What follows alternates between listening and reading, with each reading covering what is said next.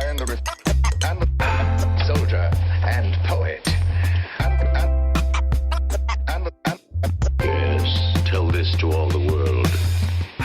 Hello and welcome to the Pod Sound School podcast, the podcast that aims to help you improve your podcast and gets into the lifestyle and struggles of podcasters. This is your host, Veronica, and here with me is my sidekick, Pain in the Ribs, Studio Steve. Hey everyone. I'm the social media branding and content strategies for the Pod Sound School. And I'm the producer and creative director, and we're here to teach you all the skills and show you all the tools to help you create a podcast that people will go crazy about.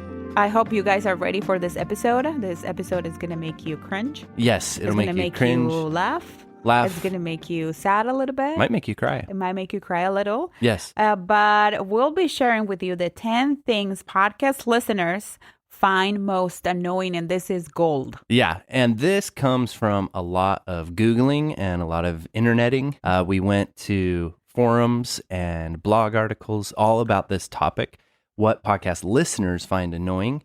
So during this episode, we're going to cover the top 10, and we're not going to shout out or tell you where any of these comments that we read are coming from, but you will find the links to the specific blog articles that we're extracting this information from, and also the forums and all of that. You'll find all the links in this episode's description. Do you use Twitter too?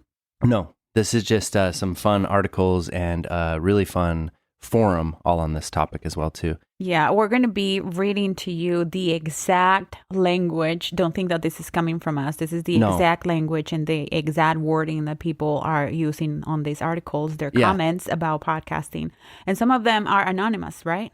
Yeah, some of them are anonymous. Some of them are just in these like forum groups, like public chat groups, similar to Quora and Reddit. I think some of them are actually from Reddit. So let's just get to it. Yeah, and also to protect the identities, we're not going to be sharing any nicknames or any names or tags or anything like that. that we came across. Nothing like that. Just a comment. Yeah, just a comment.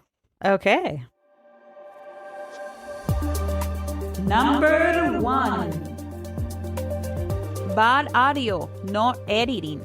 So the first comment says, I too listen to 1,535,646,363 podcasts a week, LOL. Wow. General complaint, shoddy audio.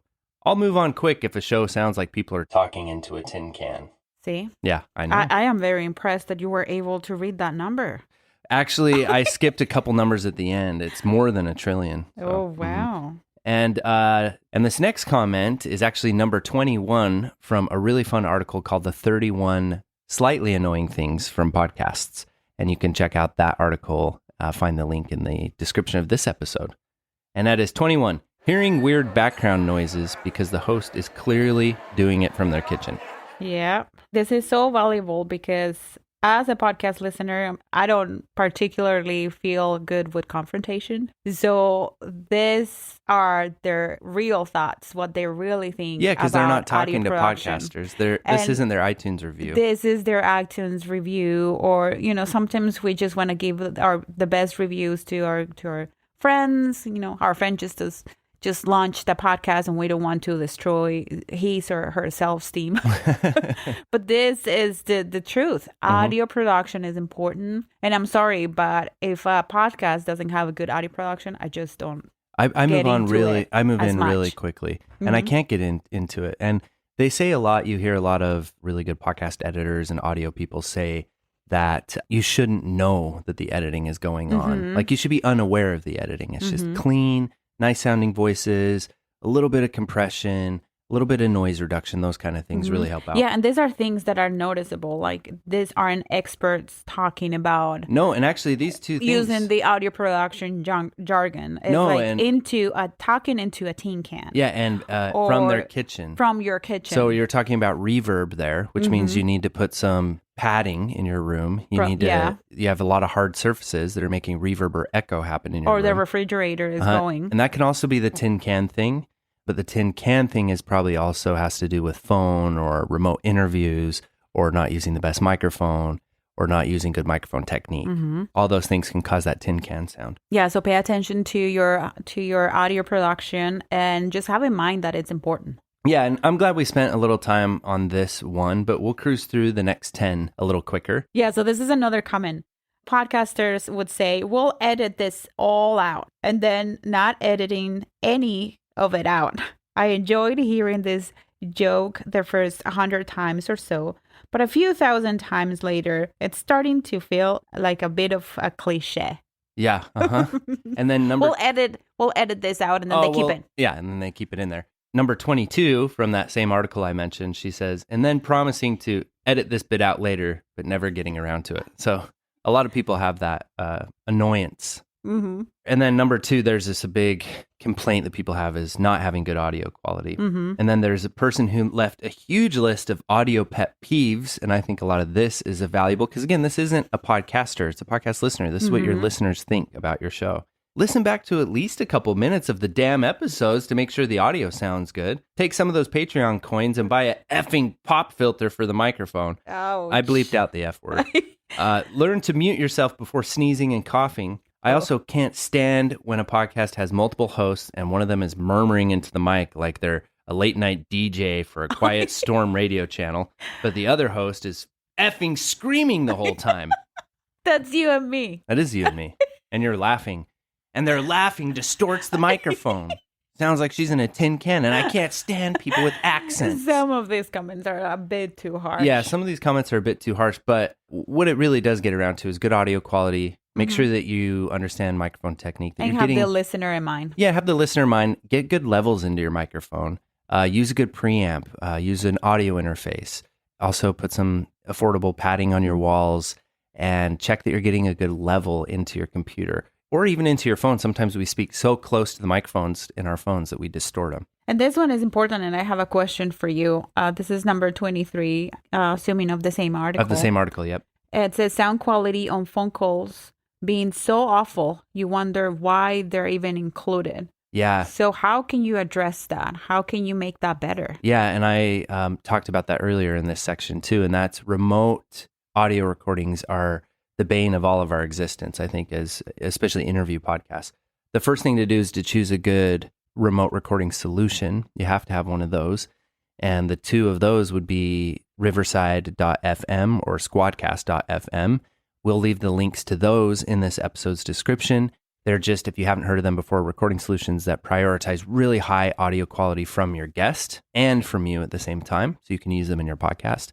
But even with a good recording solution like that, the other reason that happens is because we might be on our nice podcast microphone, but our guest is using their phone, or their guest is in their bathroom or kitchen, or the guest doesn't know anything about microphone techniques. So their phone or their microphone's really far away from their face, and there's a fan running in the background, and there's, the kids are yelling and all that stuff. Mm-hmm. That can be addressed by having that nice email beforehand, or just talking to people beforehand saying, hey, I want you to sound your best. What kind of microphone do you have? Do you have a USB microphone? And a lot of professional interview podcasters actually send equipment to their guests, believe it or not. Mm-hmm. Or on Amazon, they'll send them a $100 microphone, or they have a few different headset microphones that they mail out to their guests, and then with a return envelope. Luckily, if there was anything good that came from COVID, a lot of people wound up getting into Zoom and getting into remote recording. So getting more familiar with that. So everyone speaks that jargon a little bit now. Mm-hmm. And you'd be surprised the amount of people who actually do have a USB microphone. Yeah. So have that conversation with people beforehand. We've spent a long time on this one point, and we have 10. Yeah, and then 10 I to get have a through. little bit more to say about that, because I want to advocate for us podcasters and all podcasters in general. And if you're a podcast listener, if you're not a podcaster yet, I'm sure there's a reason why you're listening to our podcast, because you want to have a podcast. Yeah. But if you're a podcast listener, just have a little bit of grace with those interviews. They're really hard to edit. They're really hard to get. Some podcasters are reaching out to celebrities, and they're always on the go. They're always going from one place to the other. Airports are different locations. Yeah. And the only thing that they have is their phones, and that's the only way that they can get the interview. Then the sound quality is not gonna be good. It's not going to sound good. Yeah. They are getting the interview, and they're getting that information to you. They're going above and beyond. So have a little bit of grace. One thing I like about that thought is when she says, wonder why they are even included, these bad phone qualities from that. Sometimes that's the only thing you have. Yeah, but you can get creative with that. You can paraphrase. You can NPR it. You know what I mean? So you could say, she was in the airport and the audio quality was horrible. So you let her start talking with that crappy audio quality, and then you duck it, they say, or you turn the volume of it down and you paraphrase for her. She went on to say this, or she went on to say this. So you can keep that little audio clip there for proof that you actually did talk to this person. Yeah. But then, paraphrase. Yeah, because that way you can set the you can set the scene. And you can bring them into your interview. And then it's not like, I'm going to have to listen to this whole podcast with the audio sounding like that. No breaks for your brain or for your ears. Yeah, so there's always creative solutions. I love that. Yeah. And it gives it like a more journalistic feel to the episode. Yeah. It will require a little bit more work and knowing how to edit a little bit. But if you're interviewing Kevin Hart, or I don't know why I like Kevin Hart. Yeah, you've been kind of on a Kevin Hart thing lately. Yeah, I don't like him physically, but and we're seeing him everywhere. He makes me laugh. We went to Chase Bank the other day, and he's on there, doing something for them. I know he's everywhere. Anyway, so finishing up, this is the last comment. I didn't want to skip through over this one before we move on to number 2, and that's this guy says, almost all shows would benefit from a good editor. That wasn't me saying that, okay? I agree with that, and I say that too. And I totally agree with that. If you don't want to take the time to learn how to edit and to spend the time to properly edit a podcast episode, which should be like a minimum of an hour, and that's like the bare minimum. You should be spending an hour or 2 editing your podcast episodes. Or I personally don't think that you're doing the job right. Yeah. If you want to argue with me, then please feel free. You can email me or hit me up on Twitter at PodSoundSchool, and I'll convince you otherwise. And if you don't have the time to do that, you can hire a podcast editor as well to help you out. Hire a professional to get your podcast episodes sound really good. Like we do. We have a really great podcast editor, Daniela, and she is the one who edited this lovely podcast episode you're listening to right now. Number 2. Going off topic. So going off topic is so easy to do because podcasting is so much fun. Maybe at first you're nervous, and then after that, you kind of just get wrapped up in the conversation. It's fun. Here, let's just quickly read through these. I think we all understand what going off topic is, but here's some comments from actual podcast listeners, and we'll read through these and get right on to number 3. Okay. When they constantly go off tangent about irrelevant shit, I don't give an F about your man or the day that you went on last week. Get to the effing show. Tangents are hardly ever funny, too. If that hurt you a little bit because you love tangenting, it's true, though. Like, you got to constantly put your listener there in the room with you, put a picture of your ideal listener on a chair, and look over at it. People are listening to you. I guess just a few pointers there, because, the fun of podcasting is having conversations. But just make sure that when you go off tangents, that you give context to your tangent. Yeah. That you're just not start talking about something and assuming that the listener is going to know what you're talking about. Yep. If you get a little bit of context and then you keep it short and then you go back to the episode, then I think that's okay. Or you can edit. And here is a quick tip on that topic. Let's say Veronica and I just went off topic, and I want to signal to myself later that I want to remove this part. We can just clap. That clap makes a nice spike in the audio. We could also just be quiet for a minute. Hey, let's just be quiet for 1 second and then we need to get back on topic. Hey, we need to get back on topic. Be quiet for a minute. Yeah. Then you see that little blank spot in your audio file and that's where we went off topic. So there's little cues you can give yourself. And also you can communicate with your editor. Yes. And to cut certain parts out. Some podcasters, also many podcasters, will keep a timestamp going. I have a Zoom recorder that we're using with this episode right now, and I can see we've been going for a certain amount of minutes. So I could say, hey, make a little note, 17 minutes we went off topic, right? So let's cruise through the rest of this. Yeah. Here are the other going off topic quotes. I'm going to do this one with maybe a Southern accent. Okay. Hopefully I don't offend anyone, but we're in North Carolina now, so I can do it. Not sure if this is a trope, but I can't stand too much banter. Even on informational podcasts, hosts and guests try too hard to be funny. Just stick with the topic and let the humor be a byproduct. Okay.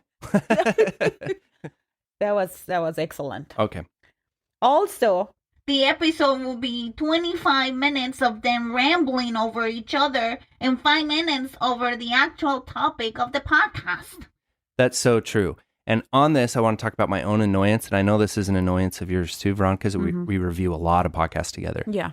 Start off the episode talking about where you're going to go with the episode and what you're going to tell us, what you're going to do for the listener. Like in this episode, we're going to talk about this. And then if you are going to do a little 5, 10, 15 minute, how was your weekend thing? And that works. A lot of very popular podcasts do that. Keep it as short as possible and maybe even say, okay, let's catch up for a few minutes. If you don't care about us, skip ahead to, minute number 10. And those kind of things are creative ways around that. Yeah, people, listen. Please. Like you've seen TikTok. I mean, in 30 seconds, you can get all the information about your skincare, there's cleaning TikTok, there's cooking TikTok. Don't make your intros so long that ultimately your listener will give up and move on. It's true. You make it quick, you make it to the point, and you deliver the information. You leave the call to actions there. Yeah. And then you move on. And you know what? Even better, just pre-record your intro piece and then move on. To finish this off, there are two more. One is the entire opening, 15 to 20 minutes of some podcasts in which the host and their guests talk about what they did or what they're up to instead of getting right to the actual content of the cast. Annoying. When they go off topic. That was pretty good. Okay, moving on to number 3. Ads. So I'm just going to read the first 2 and you read the last 3. Okay. I don't like ads either, but I'd rather hear a straightforward ad than a BS testimonial. It's never convincing to me. Okay, and then this is number 8 from that same article we've been reading from. Having to hear your favorite host half enthusiastically talk about how much they love their new mattress, watch, or set of razors. Oh my gosh, and there's so much to say about this. Ads in episode 1, especially ads at the beginning of episode 1. Look, you haven't hooked me in yet. You haven't given me any value. You haven't convinced me to be a fan yet. I'm not subscribed, but I gave your show a chance, and your grand opening to impress and delight me is an ad? Many Wondery and Gimlet shows do this, and I feel like I'm slapped in the face every time. Ooh. Wow, he has a strong opinion about that. This is another one. I hate fake testimonials, and it makes me hate the product. So that's bad for advertisers too. Yeah, and then the last one, trying to sound really enthusiastic about their new set of razors, mattresses, whatever, and trying to persuade everyone that they've hired people from ZipRecruiter. ZipRecruiter, I can't even say ZipRecruiter. Has anyone ever actually bought something or used a service after hearing it advertised on a podcast?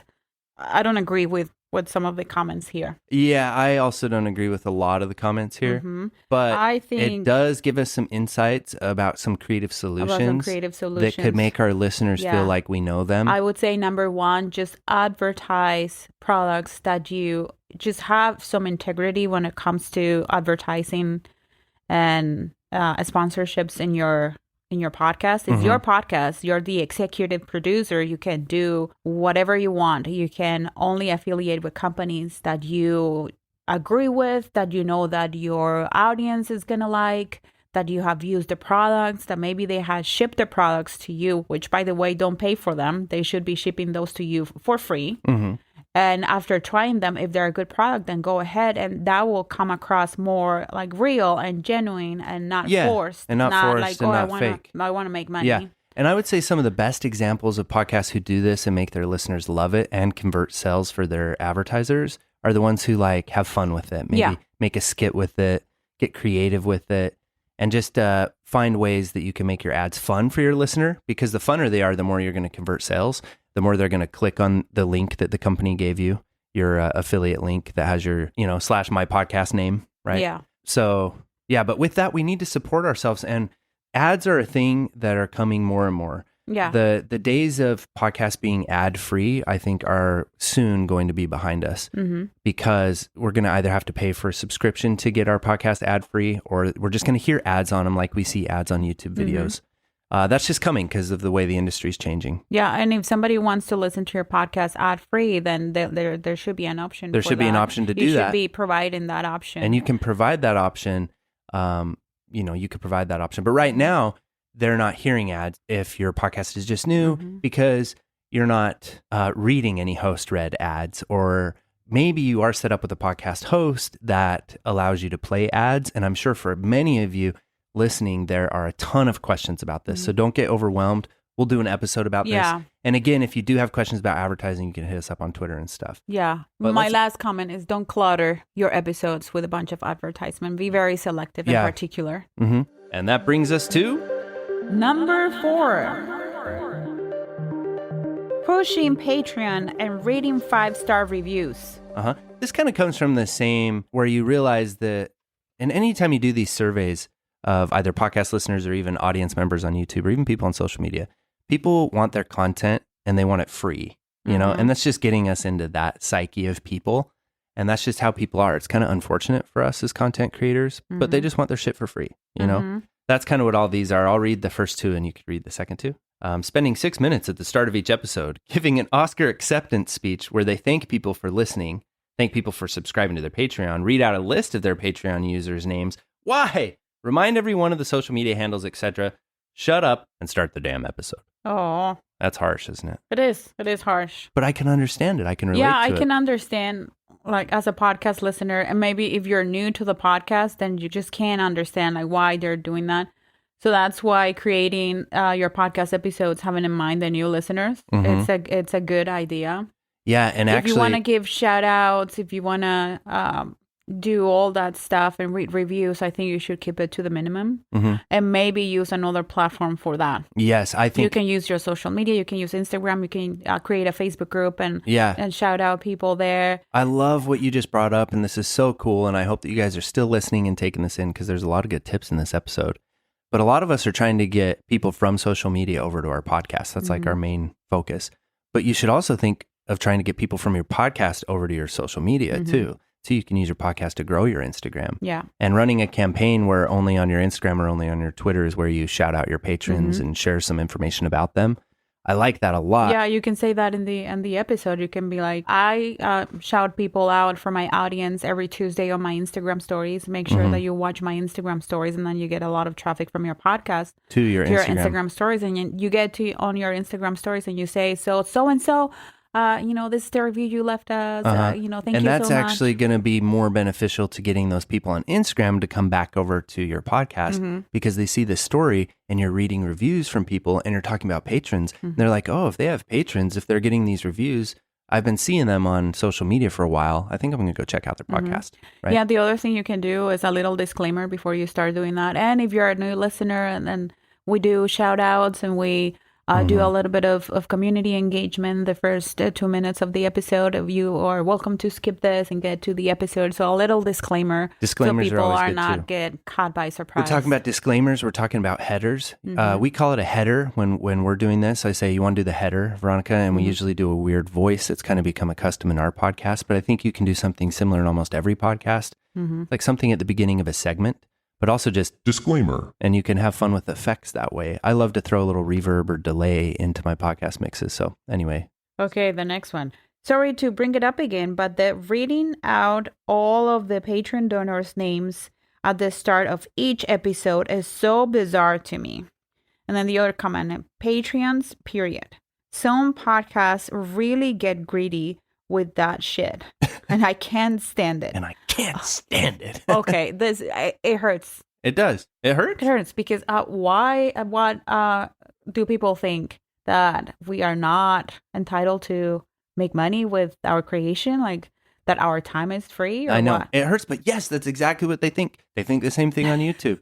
They want your content, but they don't want to buy your shit. And most of them are never going to turn around to buying your shit. But what it is thinking to yourself, it's not about selling them. It's about making them addicted to me. Because once they become one of my super fans, they'll buy anything I tell them to. Yeah. So if you're a podcast listener, I hope you're not that way. I hope that you go out there and you support the local businesses. Yeah. And that you support your content creators that you watch or listen to contact from. Yeah. That you support them in any kind of way. Any kind of way. A lot of people have possible. a buy me a coffee where you can buy them a coffee for $2. A lot of people have Patreon accounts. And now Apple's starting a new subscription program. I hope a lot of people are taking advantage of that. And if you hear them say, hey, you can subscribe to me here for $3 a month and it helps me do this and you get access to this, do it. Yeah. And maybe there's sometimes people don't understand the amount of work that goes into podcasting, and that's okay. Let me illustrate it for you. Let me show it to you if you're a podcast listener. But before we even sat here, we put hours into researching the topic, putting an outline together. Sometimes it takes hours for me to write a script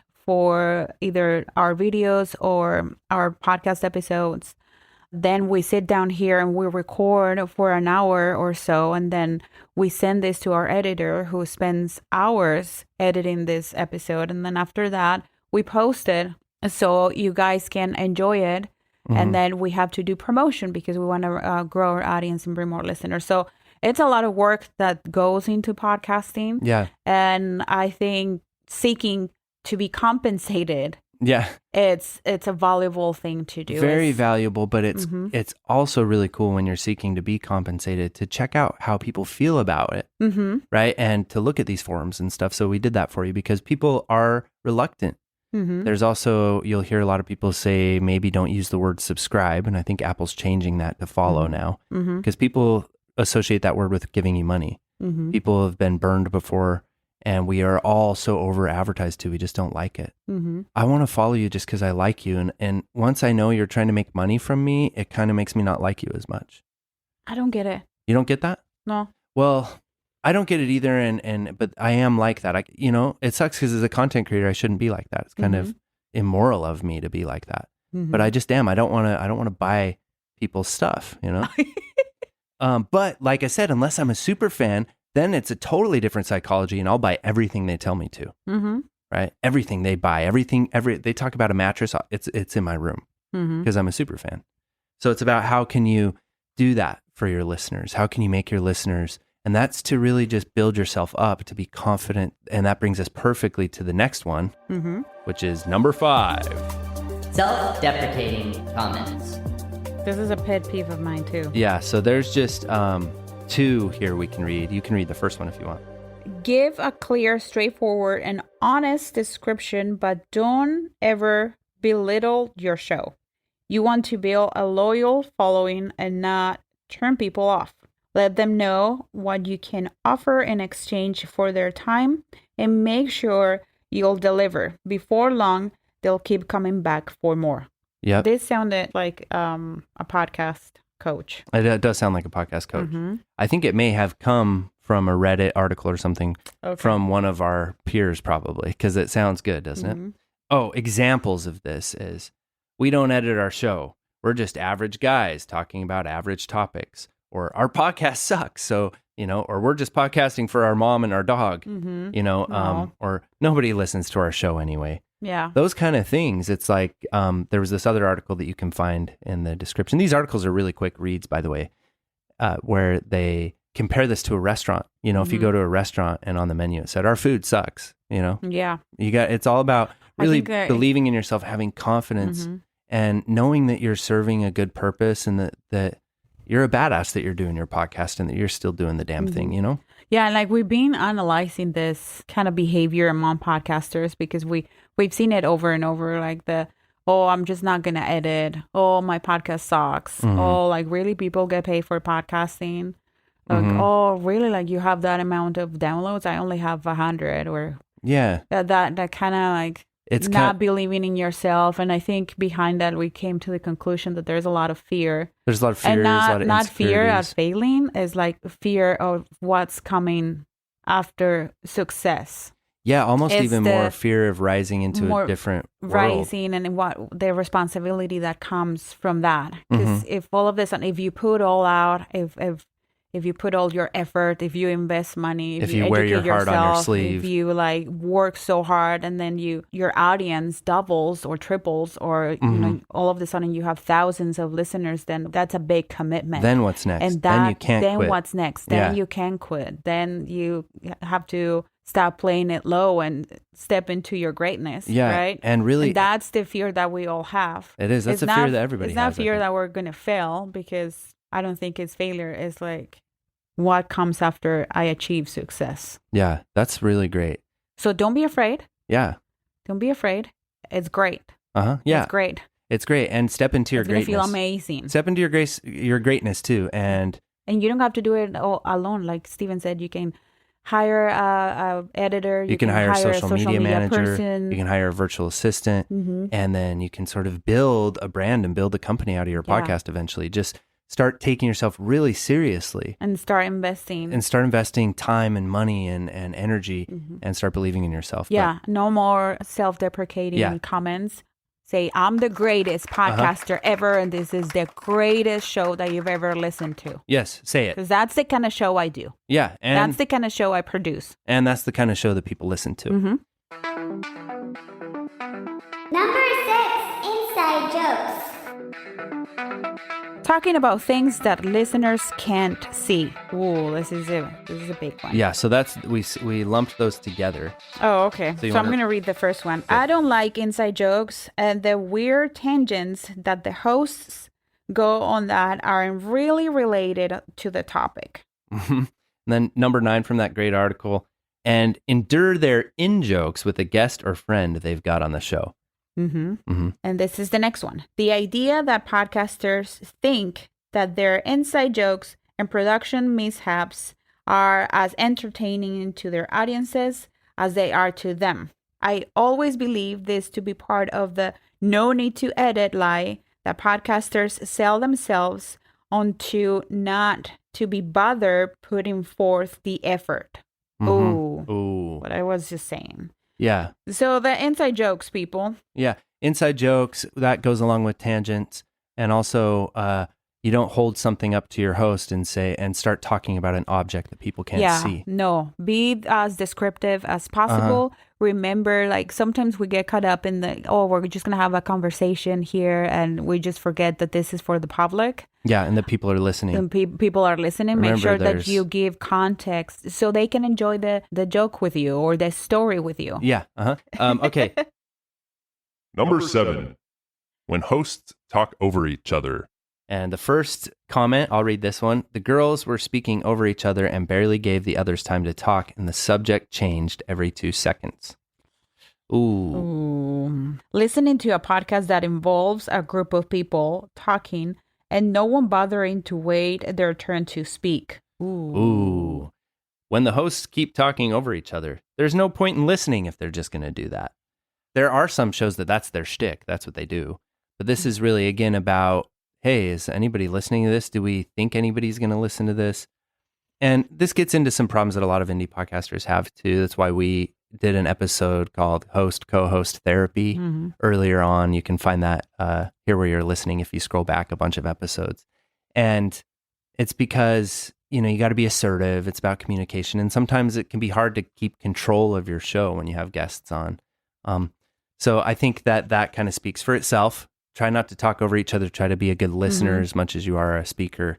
And if you're going to be talking over each other, there's never any problem with just pressing the stop button, having a quick little conversation, redirecting the interview, and then pressing record again. And allow the other person to finish what they're saying. Yeah, and take control of your show. This is your podcast. Even if your guest is a celebrity, they're on your show, right?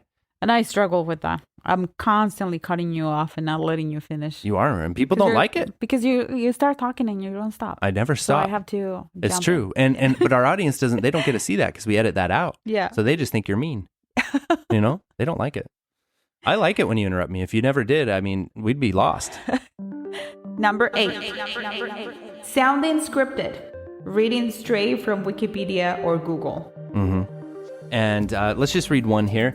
The ones where someone is obviously reading from a pre-written script. A lot of history podcasts do this. Oh, yeah. So this is kind of a 2 thing. I'll cover the first one real quick, and it's just like do some exercises, use accents, get outrageous so that you can teach yourself not to sound like you're reading or develop a really nice reading voice. Make sure that you're moving your hands and making big facial expressions, doing warm-ups, breathing exercises, motorboats, things like that before you start your podcast can really help with reading a script. Drink a lot of water, take a lot of breaks. Yeah. And then the thing that you could cover is the Wikipedia thing. Wikipedia thing, because that bothers me so much. And I want you to understand this, that your podcast listeners can go to Wikipedia and read the article. Or they can just go find another podcast who's reading the same article and just listen from that podcast. What your podcast listeners are interested in is your take on things, your interpretation of the facts. If you are if you're a history podcast, if you're a true crime podcast, those type of podcasts that have to stick to the facts and read stories. And another thing too is don't forget to cite your sources. That's very important. So according to this article I found in so and so, according to this person, this is what happened. And it makes me think that maybe, introduce your analysis, your takeaways, what you think about the story, what you think about the whole situation.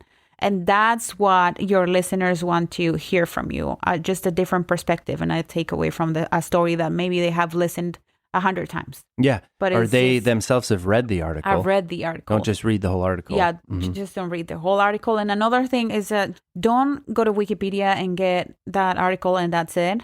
You are depriving yourself of finding a bunch of useful information and exciting facts that your audience may appreciate. So try to go deeper in your research. Yeah, and a quick tip with that is just go to the bottom of the Wikipedia page. Go to the bottom of the Wikipedia where they have page. all their links and little sources that they're getting that information from. Yeah, there are different services that you can subscribe to. Unfortunately, they're not for free, but they have peer review articles that you can... They have a lot more credibility because they're peer reviewed. And, especially if you're doing something that's argumentative or educational, it's good to actually be pulling your sources from a lot of different places. Even if they're all flimsy sources, at least get 5 flimsy sources instead of 1, right?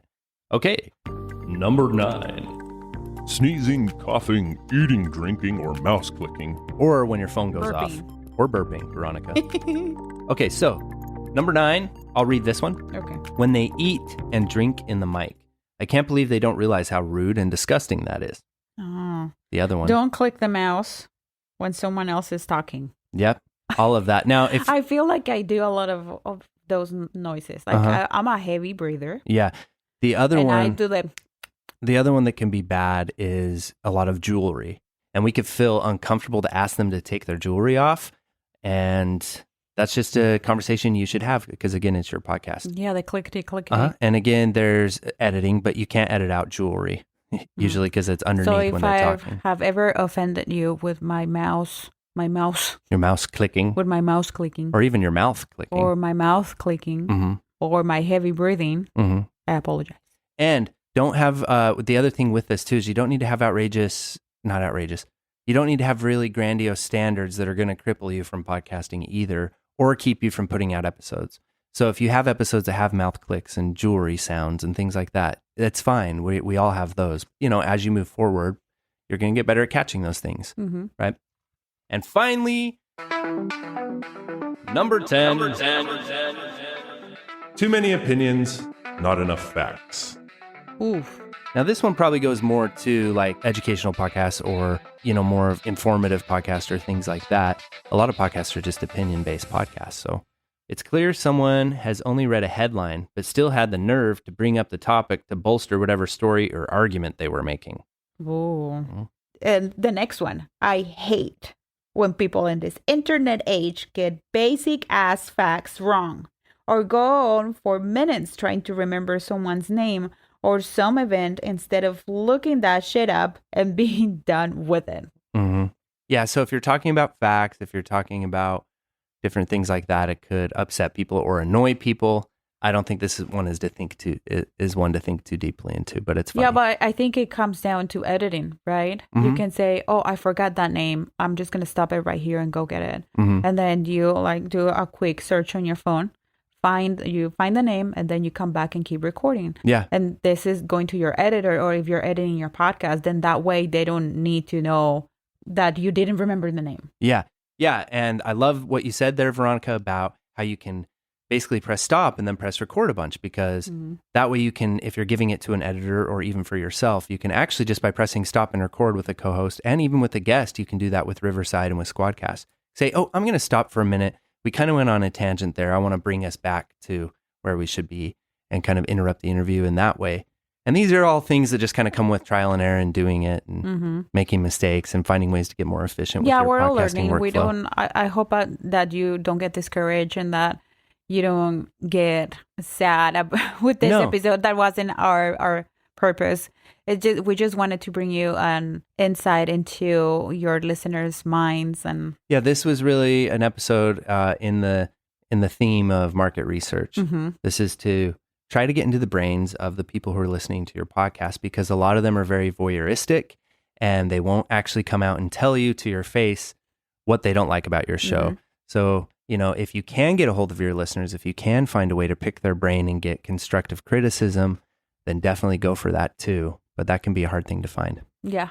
And that sums up this episode of the Pod Sound School podcast. Yes, don't forget to follow us on social media. I'm on Instagram at Pod Sound School. And I'm also on Twitter at Pod Sound School.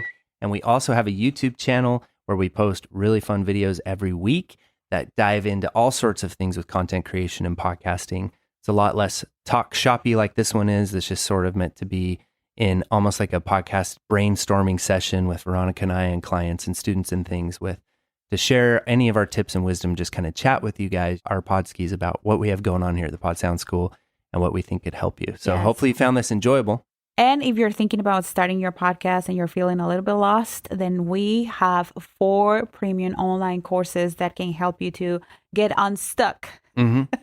We have 2 programs that are dedicated to take you through the steps of creating a podcast. We have a podcast about audio production with Reaper. Yeah, how to be a podcast if you're editor. already a podcaster, and we have Smart Podcasting on YouTube. That program we feel very proud of. We partnered with Nick Neiman. He's our YouTube coach. He's a YouTube wizard. And we'll teach you all of the things that you need to learn about how to podcast effectively on YouTube so you can get massive results. Yeah, massive results that they add gasoline to your podcasting efforts. And then also they give you a lot more exposure in ways that you would never expect. Yeah. So hit us up. We'll guide you. And we're always here to answer questions. If you have any questions about our courses or our services, those are changing over time as we grow. We just did a company move. We went from living in the Midwest. We're now on the East side, so or the East Coast. So now things are going to change for us. Our business is continuing to grow. So if you ever have any questions, we'd love to answer them. We're really easy to get a hold of. So We miss ya. And we'll catch you on the next episode. Bye-bye. We've